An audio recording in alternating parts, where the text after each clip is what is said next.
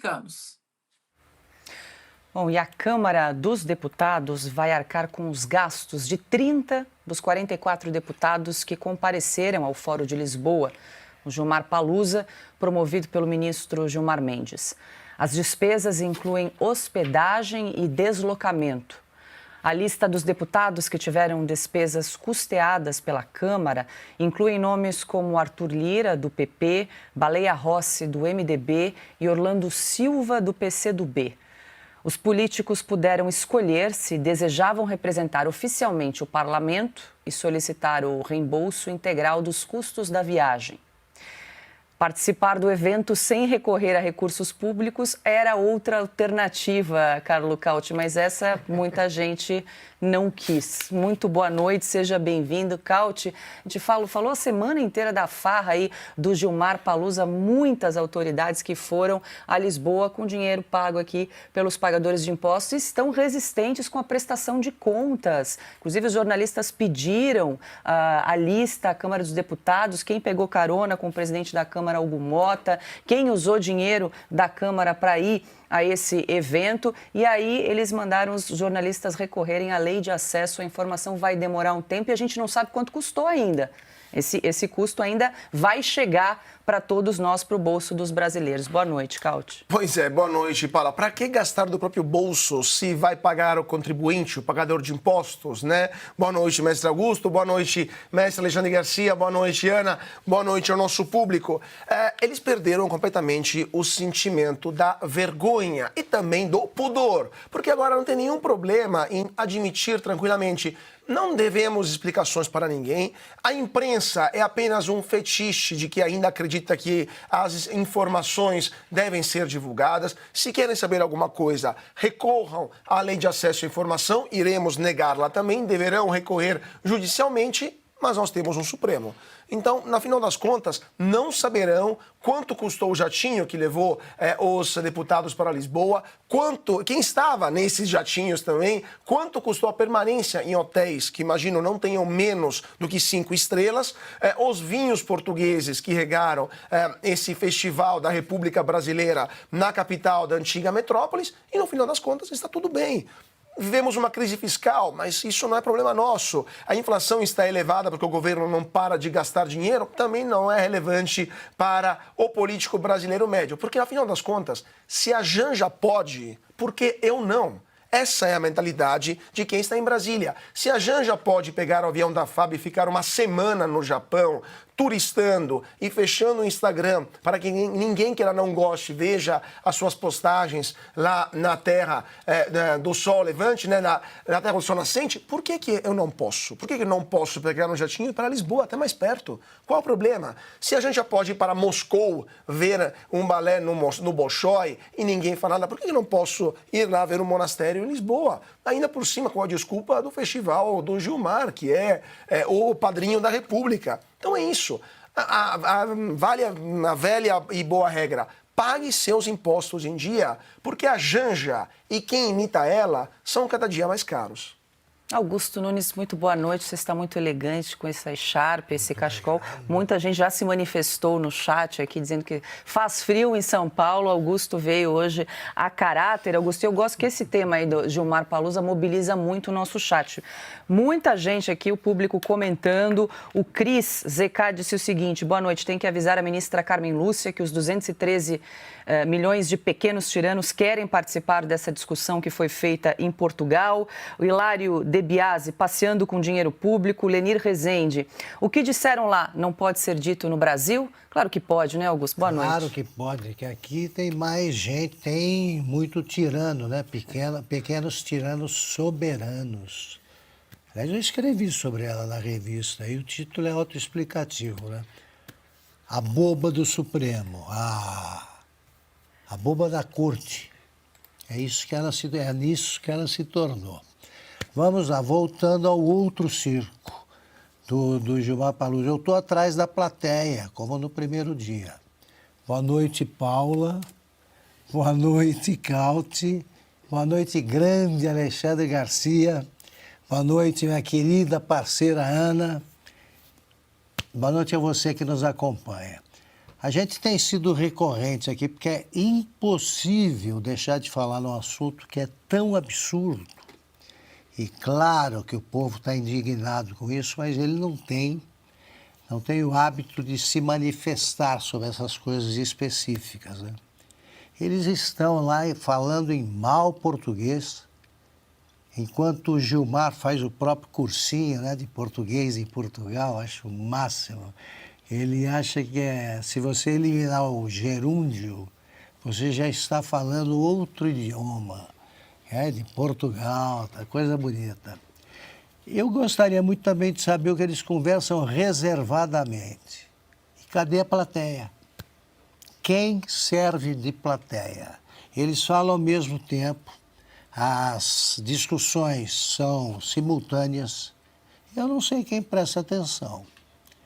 Em eleição no interior, quando tem comício pequeno, isso é um comício pequeno. Os políticos, os adversários sugerem que a turma no palanque, assim que acaba de falar o sujeito, desce para aplaudir, porque os que tem na rua lá não são suficientes.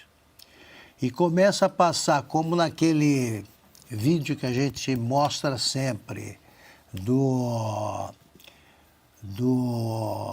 Lindbergh Farias, aquele vídeo em que ele inventou comício em lugar movimentado sem plateia.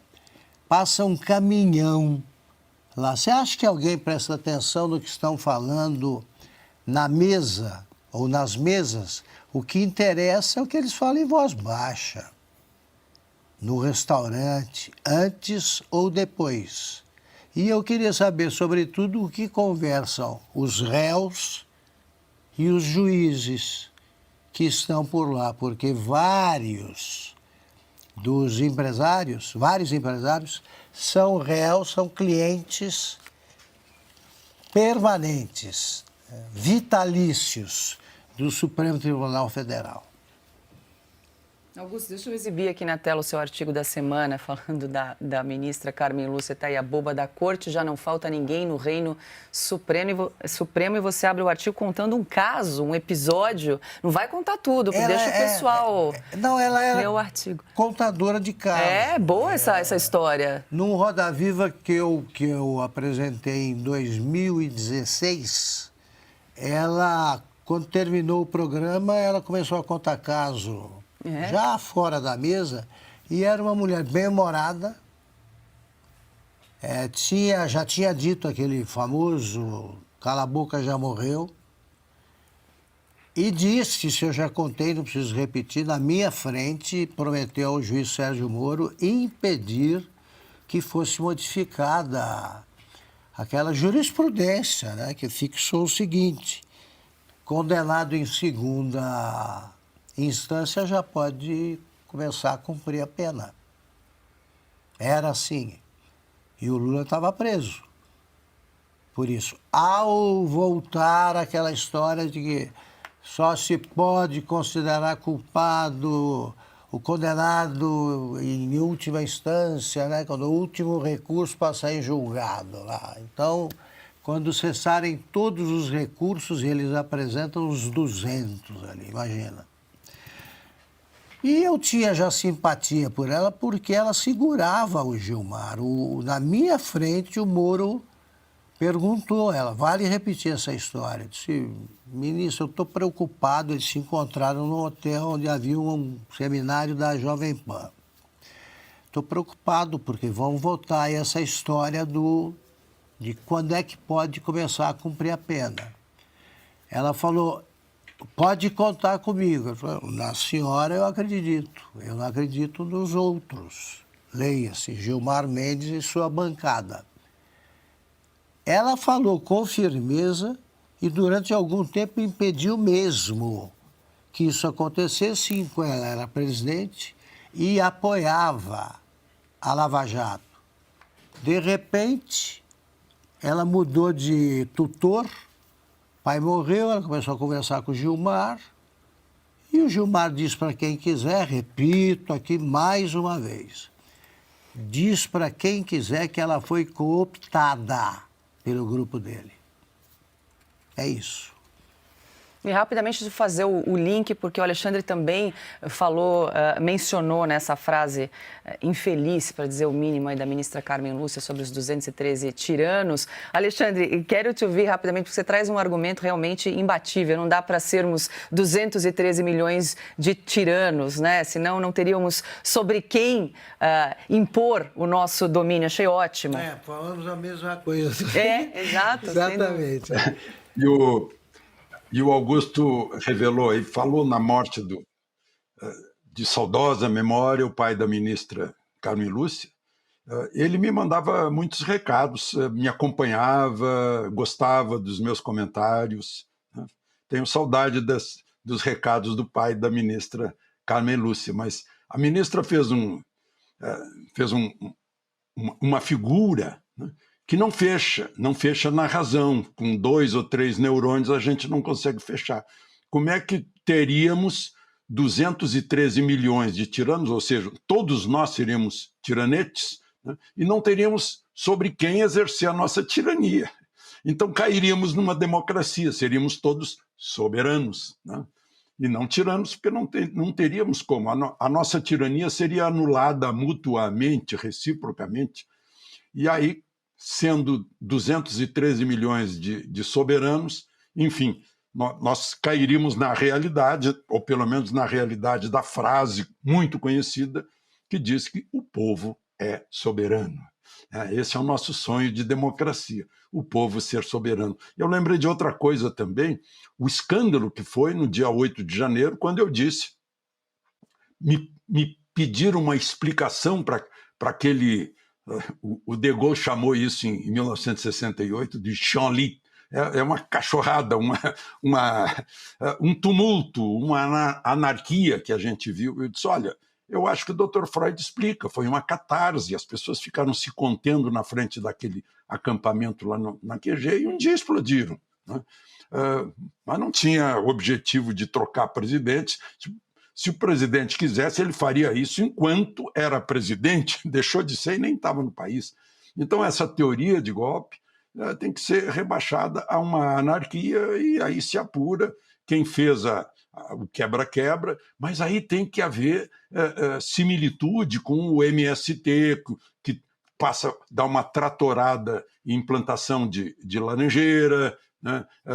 Toca fogo em praça de pedágio, invade ministério, aquele outro lá de Pernambuco, aquele Maranhão, que já morreu, né? Que invadiu a Câmara, que foi um quebra-quebra incrível no tempo do Aldo Rebelo, presidente da Câmara. Então teria que haver isonomia em relação aos outros quebra-quebras, às outras anarquias que nós vimos por aqui. E óbvio, ninguém pode ser punido por ter mostrado o fato acontecendo. Inclusive porque a gente pode até interpretar, olha, mostrando o fato, é um mau comportamento que não se deve fazer, não se deve quebrar bens públicos, bens alheios. Né? Aí houve aqueles exageros, como o batom da Débora na estátua de Temis. Todo mundo percebe que é um exagero, 14 anos de prisão para isso. E aí a gente fica pensando, será que esse é um parâmetro para punir as pessoas, para assustar as pessoas a não fazerem novas manifestações?